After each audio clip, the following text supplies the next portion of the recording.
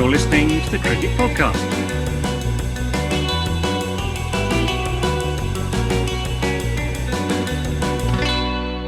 Hello everyone and welcome to the Cricket Podcast, where today we're going to be previewing the fourth test between England and India. I've nailed that part of the intro at the fourth time of asking there. The series is poised delicately at 1-1 after the first three matches. We thought India were going to run away with it, and then Joe Root and the rest of them, they fought back at Headingley. And at its level, it means we're going to have a live test match at the Oval. We're going to have a live test match at Old Trafford even, going into the middle of September. It's going to be a thriller, I've no doubt. I'm Jack Hope. I'm joined by Max Rowe Brown. How are you doing, Max Rowe Brown? Hello, Jack. Yeah, very good, thank you. Very happy to see Daddy Root's creche come of age so suddenly. It is. It's been. It was good. It was good if you're an England fan, wasn't it? Before we get into that, just a quick note that people listening via podcast will also get mine and Dan Weston's IPL replacements review in the second half of this podcast. If you're listening on YouTube or watching on YouTube, that's just our last video. So go there if you're into the IPL. Max, any messages for our listeners besides that one?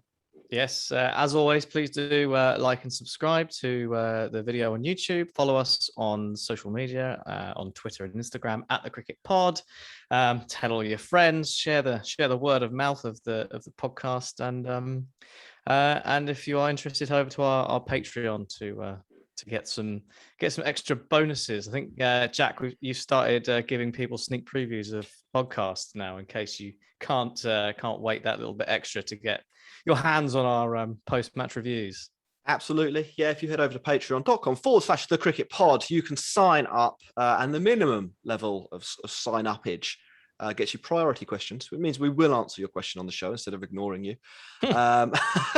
And it means, as Max says, you'll get exclusive access to things earlier than other people, and exclusive access just to things that are exclusive. So it's a smorgasbord of cricketing delight. Anyway, Max. Yeah, Max. Before we get on to the previewing this match, just briefly, because you weren't around for our fourth day wrap up. I think you watched the morning session before you went off to play, and Ross and I handled summary duties. What were your thoughts about that match, and how do you think it sets up the fourth test of the series and the fifth? Yeah, well, I think most of the wickets fell down on that fourth day. We're on the drive to cricket on the way there, so sadly didn't get to see most of it, but obviously caught up on the highlights after. And I suppose I was surprised, but I guess there's always a chance in England, isn't there, that any touring side is going to end up on the receiving end of one of England's bowlers being ridiculous and be rather unfortunate to edge everything that comes their way. And I think that's what we saw. But it's only a good thing for the series, isn't it? Because as you said, it means that the next two tests definitely matter. Suddenly, India have to think quite hard about their selection for the next two games, whereas maybe they might have, been able to put all their eggs in one basket, so to speak. So, from that point of view, it's brilliant, and it's nice to see England score some runs. Although, again, it was mostly Joe Root again. Yeah. I mean, it's always going to be Joe Root, isn't it? I mean, it's what he does.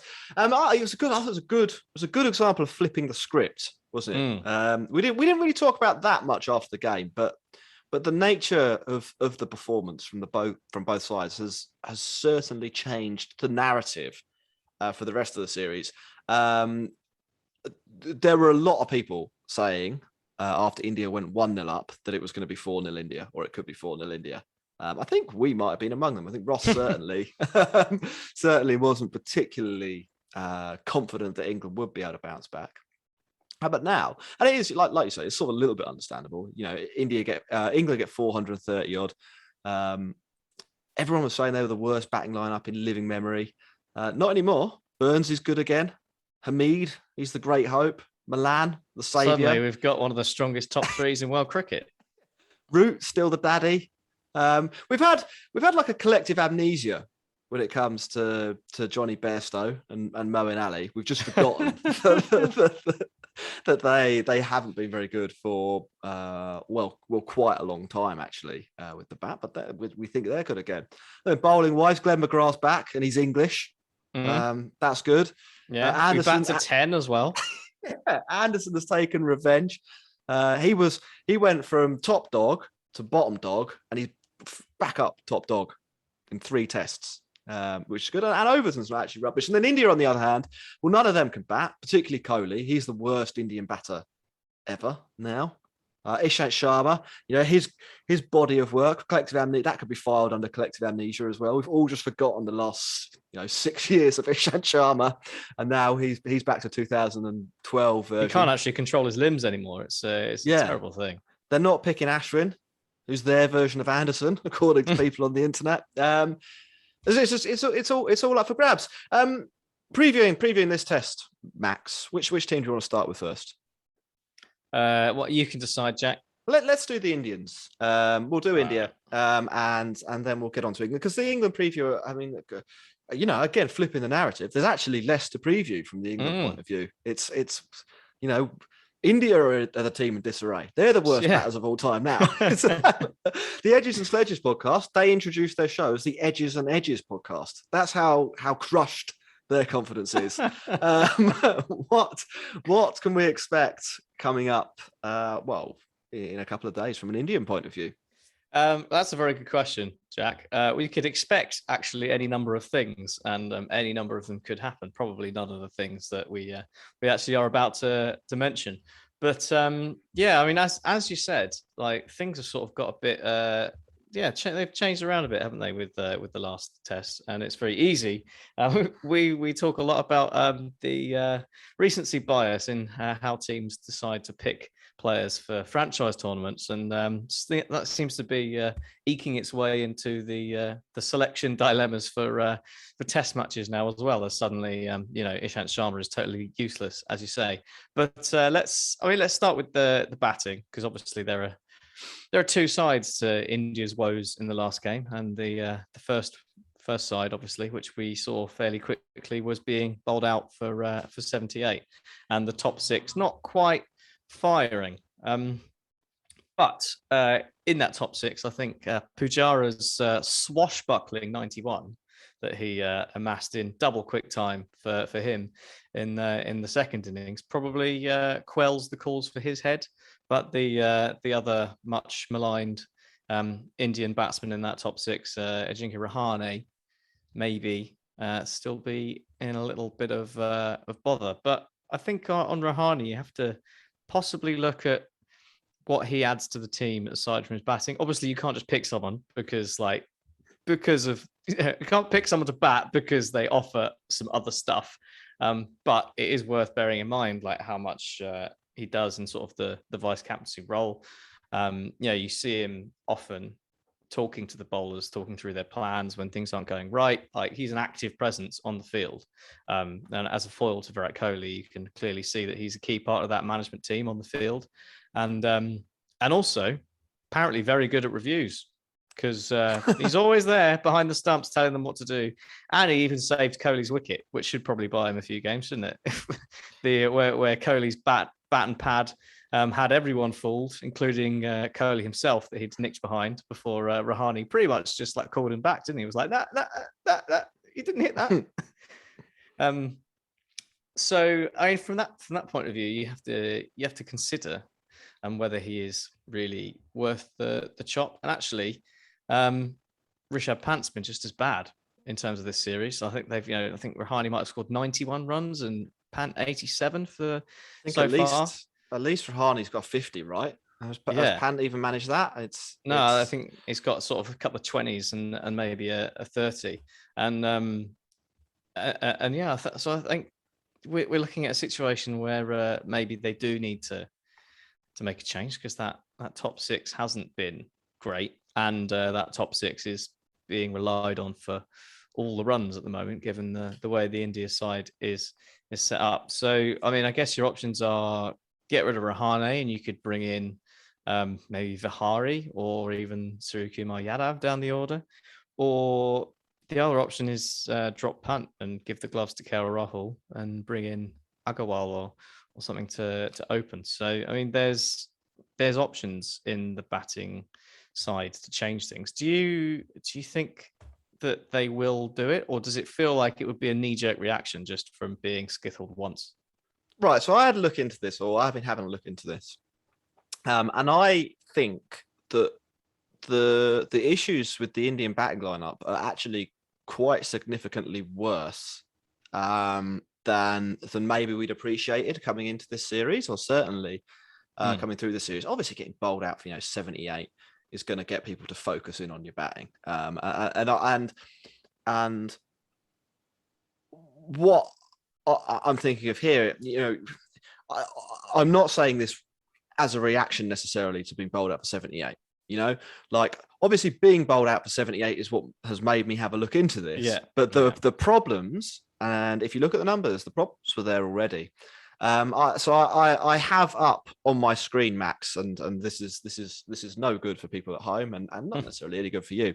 A list of the batting averages of Indian players since the beginning of 2020.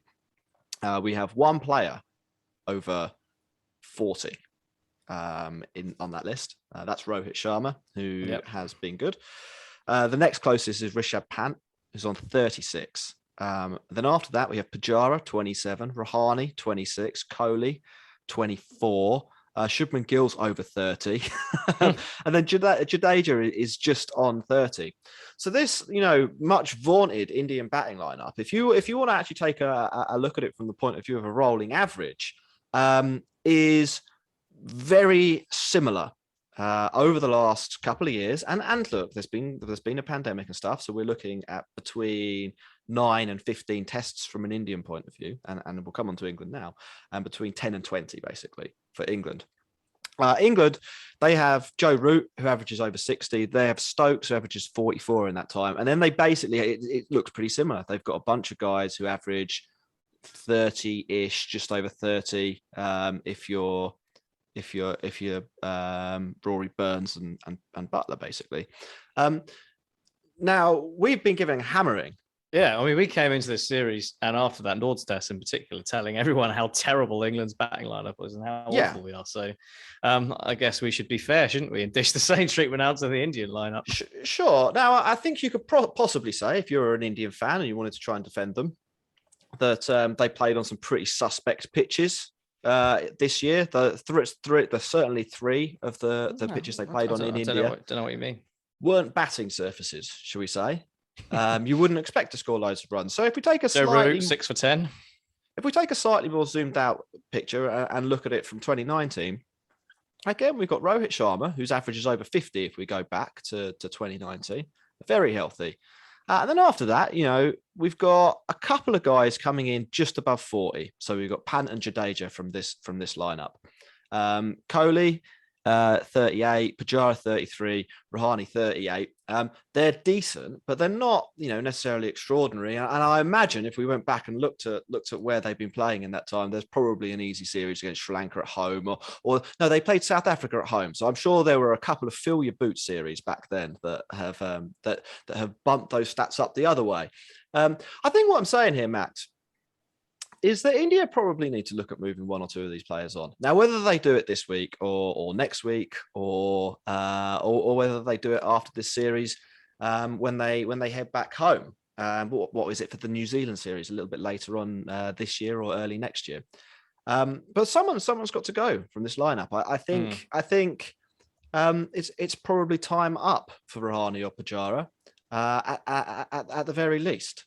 If you're going to ask me about someone to bring in, I mean, Agarwal, if you want to look at the 2020 to 21 frame of reference, he averages 18, which isn't ideal. If you look at, he obviously scored some runs the year before that, though, because he's up in the 40s if you take the 3-year view. So Agarwal might not be a great shout, might not be a bad shout. I mean, I'd say, how many games has he played since 2020 either? I don't remember him being in the side a huge amount. It's a few. He's had 10 innings, so 5.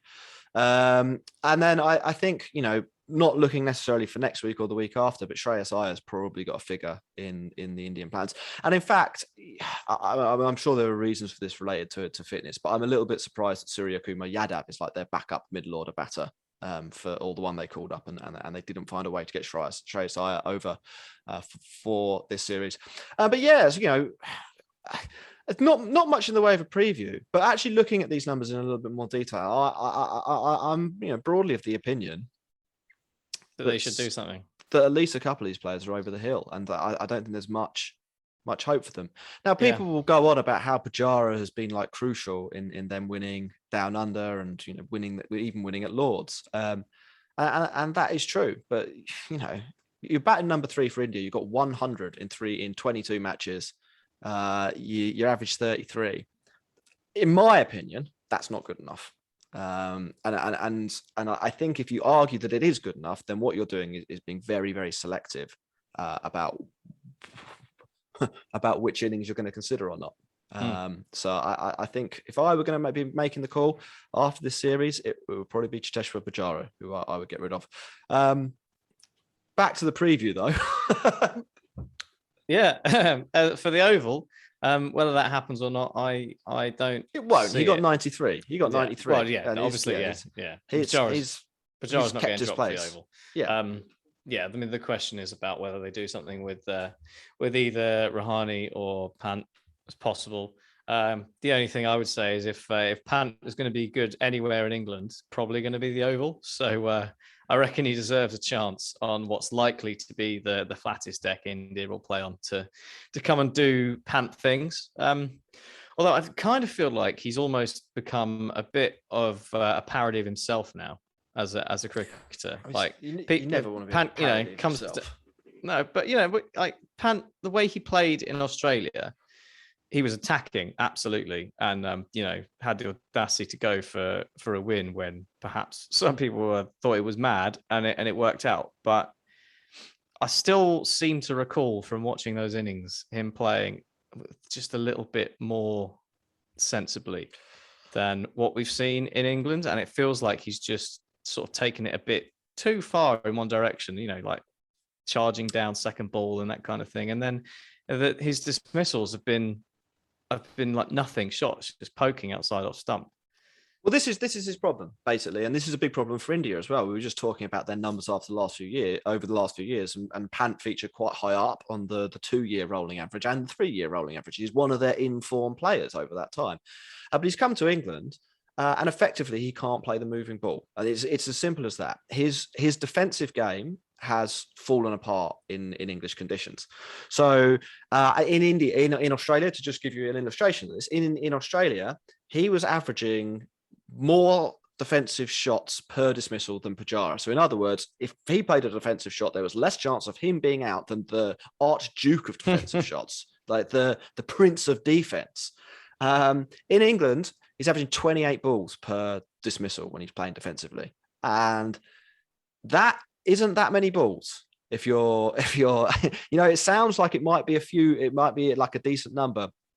But if Ollie Robinson and Anderson are bowling to you, that's like less than a spell. 6-7 overs, aren't you? Yeah, it's less than a spell between the two of them because they will make you defend so many deliveries. Now, his reaction to that has been, well, I need to get on the front foot and attack and dictate terms. But that we've seen this again, time again over the last decade, really, in England. That is not a particularly effective way of playing here. Let's take the example. I think Jarrod Kimber was talking about this, so I'm literally stealing his work here. But when David Warner broke through for Australia and was scoring loads of runs, it was 7 or 8 years ago, not broke through, but was in their test team dominating. England called up Alex Hales to do the same thing. It was a complete failure, and he ended his test career with a lower strike rate than Alistair Cook. It's not somewhere, England, where you can just bring in a pinch hitter and hope for the best. Look at Jos Buttler. He looks all at sea in some innings, like going 30 or 40 balls without really going anywhere. Johnny Bairstow, likewise, maybe the best white ball batter in the world. He's attacking in Test cricket, but it's not particularly effective. His average over the last 3 years, 25. Pant obviously has a plan, but I don't think the plan is going to work. And I don't think his defensive game is top notch in conditions where the ball's moving, and that's you're cooked. Yeah. You need one of those things to come off, and neither England is just one country though where you play cricket, isn't it? So you think for players like David Warner and Rishabh Pant, like okay, maybe maybe it's not the way to go in England, but maybe you just cut England loose, cut your losses, and try and build your game elsewhere. And in the home tests, where arguably it really matters. Whereas for an English player, obviously you play so much in England, it's not going to work. If it's going to work anywhere, though, it will be the Oval. So to go back to the preview, India have got a serious chance of winning this match because the conditions will be more neutral than they are at some English grounds. Like Headingley, no, you can pitch the ball up there; it'll move all over the place. You can't run down the wicket there. The Oval, it's a little bit more. Well, it's a little bit flatter, basically. Yeah. I would rather bat there than Headingley. Certainly would. Yeah. So, I mean, I mean that's definitely the reason for me that I would keep Pant in the side for the Oval game. And I think I don't see the top six changing. And I think part of the reason I don't see the top six changing is because we'll probably see the bowlers changing, and I think we might see it change a fair bit for this test. So. We've seen Bumrah, Shami, and Siraj play all three games so far. Ishant's played just the two, but Ishant looks absolutely all over the place at Headingley. So the calls generally are people saying that they expect Ishant to drop out, but Kohli's been saying himself that it's important that they take stock of where people are physically, and they don't want to push people to the edge. They have to think about balancing people's workloads. You've also got the IPL and the World T20 coming up. So you have to look at the amount these guys are bowling. And Ishant's only bowled 56 overs in this series so far. He's also only taken 5 wickets. But he's not been running to the ground quite so much as Bumrah, who's bowled 108. I think Shami's bowled 90, mid-90s, and Siraj has bowled just over 100. Overs. So if you're talking about someone to leave out in terms of keeping them fresh, it's not Ishant Sharma. But if you're talking about someone to drop because they've been bowling not very well, it is Ishant Sharma. So you're a bit stuck, really. Well, this is the same dynamic England are going to have, I think, and we will get onto them in a moment. We're sort of reaching the Gotterdammerung stage of this test series, and it's when test series are close like this, and when it's ultra competitive, and when there's been a little bit of needle either way, it's very easy to lose focus on the bigger picture and to just zero in on trying to win the next match or the match after, and expending all your resources, if you like, on doing that. Now, I think probably for the long-term health of the Indian players, Bumrah, Siraj, and Shami should miss a test each of the next two. I would be surprised, though, to be honest, if certainly Siraj and Bumrah dropped out. I mean, I don't know what you think. I agree. I don't think you can leave Bumrah out, especially at the Oval, where you might need that little bit of extra to get something out of the pitch.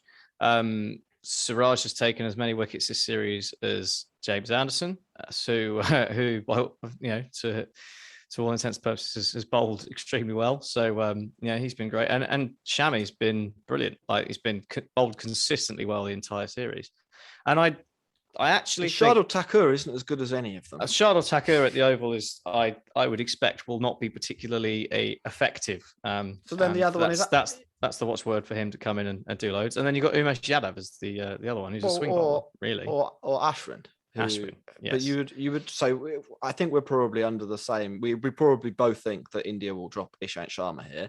Now, there's a compelling reason not to, in that he has probably more gas in the tank than the other three. But again, people they'll lose focus of the bigger picture, and they'll want to win this series, and World Test Championship points on the line. And I would imagine he will come out for Ashwin, because the ball probably will spin a bit more at the Oval.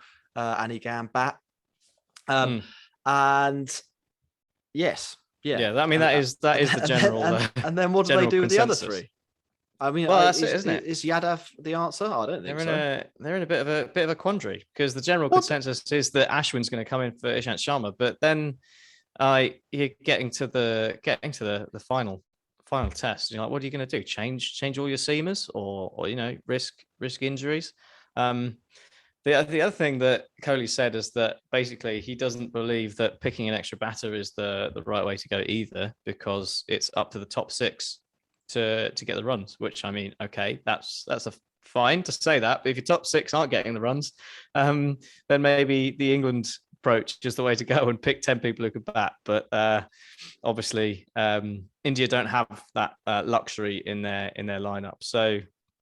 I think, I expect Ashwin to come in. I expect Sharma to drop out, and I expect it to be not a great idea. I'd actually be personally thinking of bringing in, if you want to drop Ishant Sharma, then bring in Ashwin, but maybe also bring in Umesh Yadav for Siraj or something, just to give someone a break. But I mean, I'd be keeping Ishant in the team, because we've seen how well he's bowled in England before. He is really good against left-handers in the same way that Stuart Broad bowls at left-handers, and gets the ball to attack the stumps but hold its line and take the edge. And England have now got 5 left-handers in their team, so in the same reason that you might want to pick Ashwin, it's worth having Ishant Sharma in the team. And I think that's the way to go, and I don't think that's the way they will go. So it will be really interesting to see what they do. And then the other slight complication is Jadeja had a scan on his knee. Apparently it's okay, but there is possible that he might be struggling as well. And then maybe you are looking at Shardul Thakur coming in. Shardul Thakur, if he comes in at number 7, that would be insane. You definitely cannot have him as one of 3 seamers. That's for sure. Yeah. I mean, the final thing I say on India is that don't be surprised if they bounce back. Basically, there's a lot of question marks here. There's a lot of like, their team's not looking too healthy. But this has actually happened to India 3 times this year. They've been not necessarily humiliated, but they've lost 3 tests plus this one, so 4 tests this year. The 36 all out was that back in Perth, and I'm saying the last 12 months here, so December-ish. After that, everyone said 4-0 Australia. That's and we all know what happened there. England, then they played England at Chennai. The first match, Dom Sibley and Joe Root batted the whole of the first day, buried India under a mountain of runs. And then India came back and thumped England 3 times. They lost the World Test Championship final, and then they were 1.5 up against England after 2 tests. And they've lost this one, and I wouldn't be surprised if India won the last 2 tests. I still think they're probably a better side overall. So yeah, and I think it might be Ashwin that does the damage if he comes in as well. Right? Do we have enough time to do England, Max? Because you are heading out. Yep, all good. Right. Well, England. Then I think there are 2 things to start with. The first thing to start with here is who we know will definitely be out, and that's Jos Buttler. So Jos Buttler. Who's going to drop out the England team because he is having a baby. The due date is the 10th of September, which means that probably Buttler is out of the England team for the last 2 tests of this summer. Chris Silverwood had this to say: Johnny will take over wicket-keeping duties, which he is relishing. Obviously. Yeah. You don't need to stay there, do you? Yeah. As we all know, he has the skills to seamlessly take over from Jos and the ability to score crucial runs in the middle order if called upon. Nothing like replacing one average wicket-keeper with another, is there? Is that the problem? They're just not calling upon him to do it, so he's just not unaware that he's going out at number 5, and nobody's. Has anyone told Johnny to score runs? No, we didn't call upon him, and then he comes back. He's been practicing his wicket-keeping the whole time. We would like to wish Jos and his family all the very best for the impending birth of their second child. Unfortunately, he will miss this test, and we'll see if he returns for the final test of the Emirates Old Trafford. He won't, I don't think. That's what the big dog had to say. Yeah. And now, interestingly, there's a little bit of a story circulating in the English media. The 2 leading proponents of that I've heard so far, Tim Wigmore at the Telegraph and Barney Ronay at the Guardian, who have been saying that Jos Buttler's test at Headingley may well be the last test we ever see Jos Buttler play. Now, Max, to me, that seems like it would be a slightly weird, slightly premature end to his career in this format. I don't know what you think. I just can't see England doing that. They love Jos Buttler. They pick him whenever they get the opportunity. I can't possibly see how this would be the end of Jos Buttler, and it does seem like would be a bit of a weird sort of anticlimactic end, wouldn't it? I feel that he'll come back in a random game just for no reason. Yeah. I mean, he also had this to say, Butler himself earlier this week, talking about the Ashes, says one of the challenges is working out where the line is and where you can say, I can't do that. And I've sacrificed a lot for my cricket and family. And my family have sacrificed a lot. You have to be open to saying no. It would be incredibly disappointing if players feel like they can't do it. But we're in a world at the moment where that is a possibility. So that's with a reference to going to Australia. And it sounds like what he's saying there is I don't really want to go to Australia. He's laying the groundwork for not going, yeah. And then that leads us to a few questions. Now, first of all, maybe these two journalists know something that we don't, and actually that Buttler is more committed to this line of thinking than we think. And previously, it's looked like he'd actually wanted to play Test cricket. And then that leads on to I guess there's that possibility we have to consider. We don't have to speculate about that now. But what I do think is interesting from an England point of view is if this is what he's thinking, and this is probably what he's been thinking for a little while. He's been rotated out of the side, and he'd have probably had conversations, you'd think, around this. Why has he been England's vice captain for like the last year? And then following on from that as well, why England's absolutely determined that Johnny Bairstow must be the best option? I sort of, when I read that Jos Buttler wasn't playing in this test, I was like, oh, who are they going to call up? That'd be interesting. And then I opened the article and I realized that I'd completely forgotten everything about how England work. That's collective amnesia. The collective amnesia of Johnny Bairstow. It's happened again. It's a bit weird, isn't it? Maybe they decided they didn't want to rock the boat too much, I guess, and make too many changes to the team, something like that. But I feel like they've just sort of gone for the cop out option, really, and felt like they didn't want to, get any more selections wrong. So they were like, oh, we'll just keep it in house. Well, I'm not sure it's the wisest decision, basically.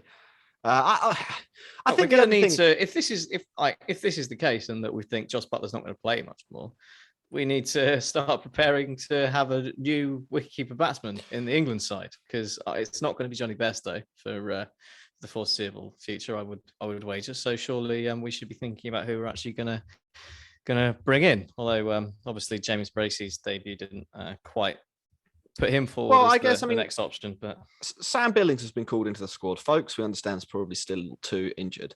In terms of what how much of a loss this might be for England across these two tests and across the rest of Jos Buttler's theoretical test career, since his recall, he scored 2,000 runs at 34, which places him third on top run scorers and third on batting averages with anyone who scored a decent number of runs. That really shouldn't, should it? Yeah, he's behind Stokes and Root. I mean, this is what I mean though, when with reference back to India. The two teams' batting averages over the last few years, and nobody's really set the world alight or not. Burns is next on the list. Bairstow, in comparison, scored 1,200 runs at 25. Folks, 410 at 31. If England didn't know that this was a possibility, and it's just been sprung upon them, which it could have been, then I think you can forgive them for this Johnny Bairstow thing, and you can forgive them for having him as your vice captain. But if they did know either of those things, then you really do have to wonder why he's been playing for the last 35 tests since his recall. Like, what does it really accomplish? It's possible that they thought they would be able to change his mind, or they just wanted to, bury their head in the sand and avoid the conversation. So they absolutely had to have it. It's And why are they left in a situation where Johnny Bairstow averaged 25 in the last 4 years in Test cricket? Is the call up, and because they want us to have something to talk about. They want to keep us going, Jack.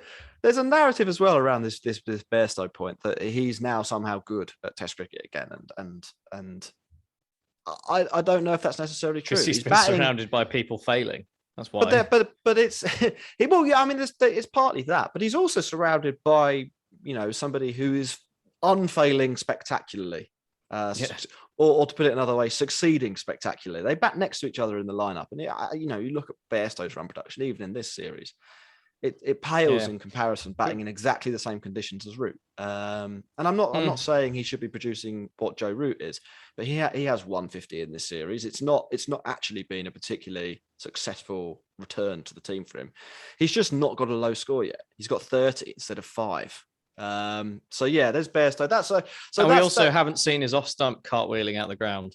You have to think about the sort of the memorability of people's dismissals as well. And when you're constantly getting bowled and trapped on the crease, it does sort of again with this, like, you forget about actual numbers and you sort of look at it. It does kind of make you think that people are doing a little worse than, or a little better than they are, or a little worse than they are, depending on how things are. It's like the classic getting out, leaving the ball.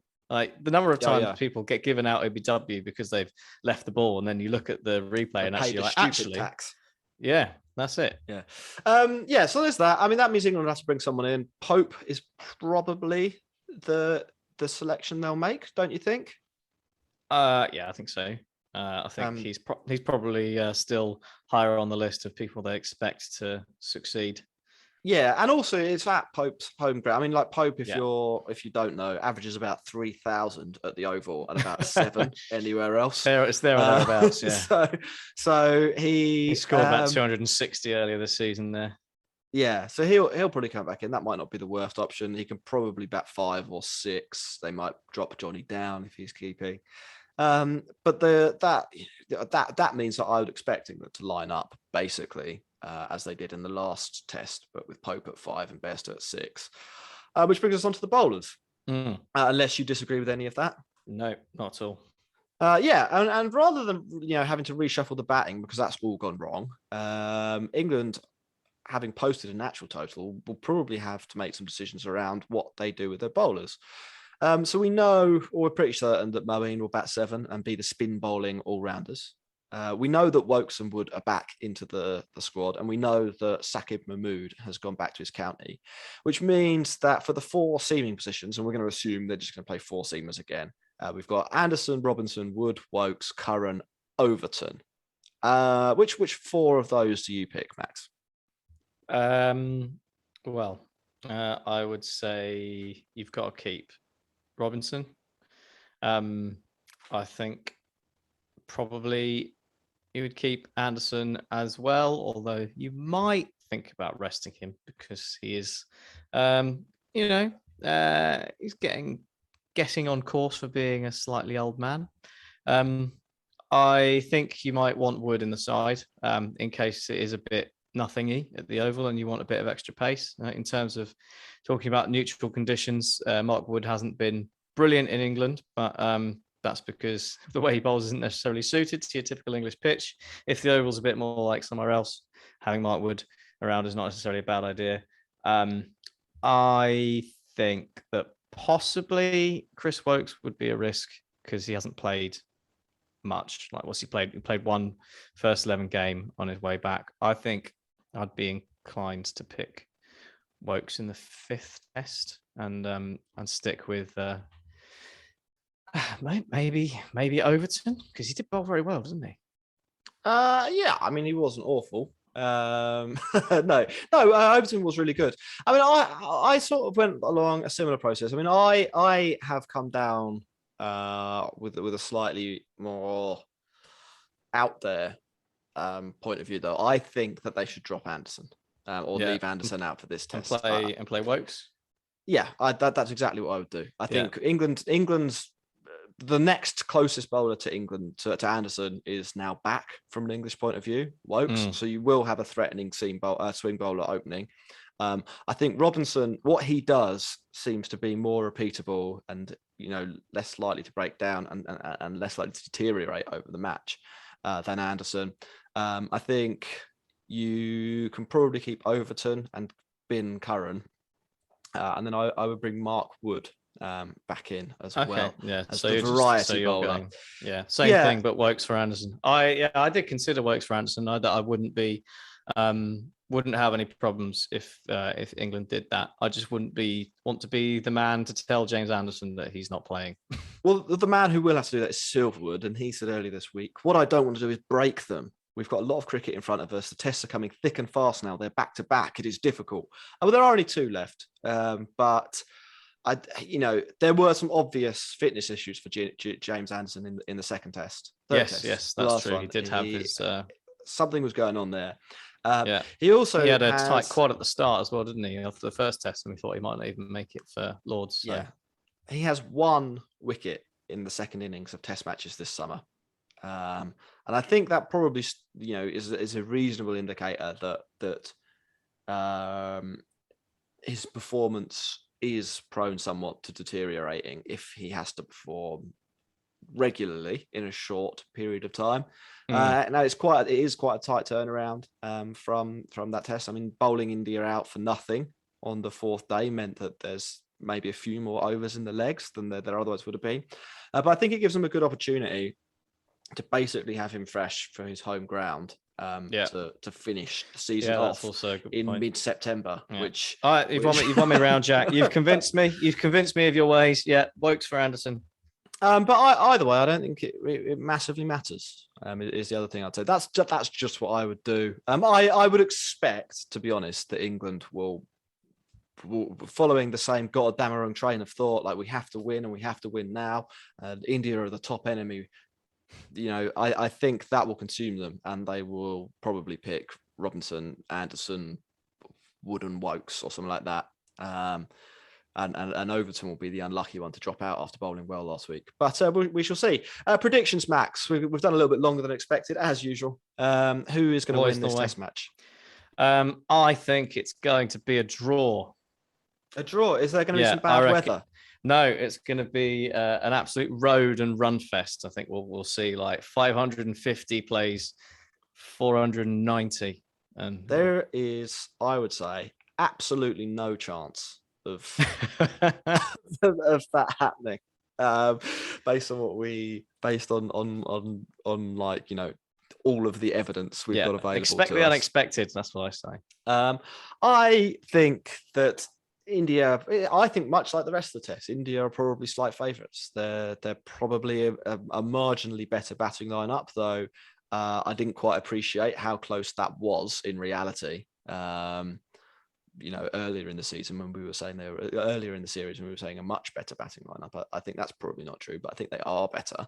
And then I think their bowling probably will recover. I lost you there temporarily, Max, but it's good to have you back. So I'm going to say India slight favourites for this match. That's all I've got to say. I mean, I think there's so much again contingent on Joe Root doing well. Which is good if you want anyone to if you have to rely on anyone in world cricket at the moment, he's the guy. But I don't know how much longer do we have Joe Root's form? Exactly. Great, Max. It's been good. A little reminder for everyone to like and subscribe. Do whatever on whatever platform you're on. Leave us a comment. Join our Patreon, patreon.com/thecricketpod, and all of the stuff I said at the beginning will happen to you, and you'll be happy. It's the route to true happiness. I say. Not guaranteed. No take backs. Thanks very much for listening.